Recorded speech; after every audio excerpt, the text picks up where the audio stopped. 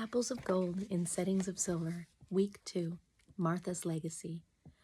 On January 3rd, 1964, my sister Martha was born. She was the sixth child of 8, and as a middle sibling, tended to be a peacemaker. At age 22, she graduated from college as a teacher, and after teaching for 2 years, took a new job at a Christian school in Michigan. We lived in Moses Lake, Washington at the time. The summer of 1988, before she moved, she came to visit us, and Jim had helped her buy a cute little baby blue car she planned to drive over 1,300 miles back to Colorado. Jim had some time off for the summer between college classes, so he agreed to drive back with her for safety and to make sure the car didn't break down on the way. It was hard for us to spend time with our family in other states. We had lots of responsibility and very little extra money, so it was a real blessing to have Martha visit. As a bonus, she brought us Christmas presents and left them for us to avoid paying postage in December. None of us thought much about that at the time, but it became significant later. She and Jim drove the car to Colorado without mishap, thoroughly enjoying their time together. Jim often spoke fondly of that trip, getting to know Martha, the young lady that she had become. He returned to Moses Lake in time to start college classes again, and Martha traveled to her new home in Michigan to do what she loved, teaching young children. Early in December of that year, we got a call asking us to pray. Martha had been the passenger in a small car that was hit head-on by a truck. She had sustained brain injuries and was placed in a chemically induced coma to allow her body time to heal. After a week or so, she was taken off life support, and we waited to see how her body would react. She seemed to be responding to treatment, and we were hopeful that with God's help, she would recover fully. Jim came up the stairs on Saturday evening with a disturbing announcement. He told me Martha had just said goodbye. Now, I don't presume to know how things work and what God is able and willing to do to bring his children peace and comfort, but it was just a short time later when we got the call that Martha had passed away. When we compared notes with her actual time of death, it coincided with what Jim had experienced, even factoring in the time zone differences.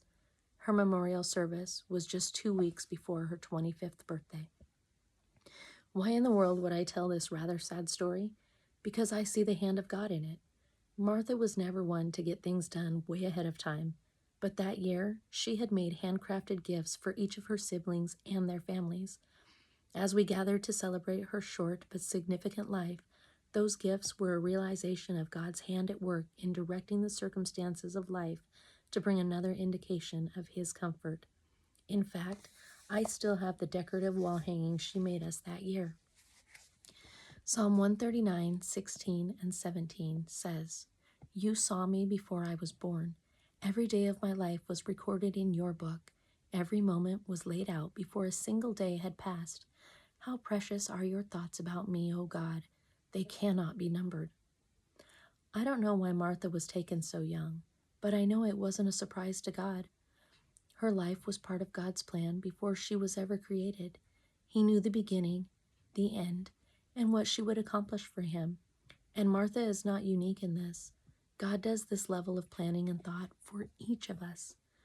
At Martha's funeral, we sang her favorite song, "No One Ever Cared for Me Like Jesus," written by Charles Frederick Weigel in 1932.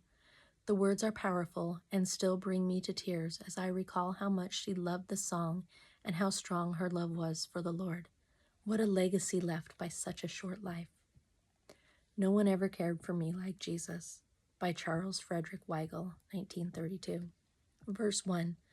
I would love to tell you what I think of Jesus, since I found in him a friend so strong and true. I would tell you how he changed my life completely. He did something that no other friend could do. Verse 2. All the night was dark around when Jesus found me. All my life was full of misery and woe, but he placed his kind and loving arms about me, and he led me in the way I ought to go. Verse 3. Every day he comes to me with new assurance. More and more I understand his words of love, but I'll never know just why he came to save me till someday I see his blessed face above. Chorus. No one ever cared for me like Jesus. There's no other friend as kind as he. No one else could take the sin and darkness from me. Oh, how much he cared for me. Weigel, 1932.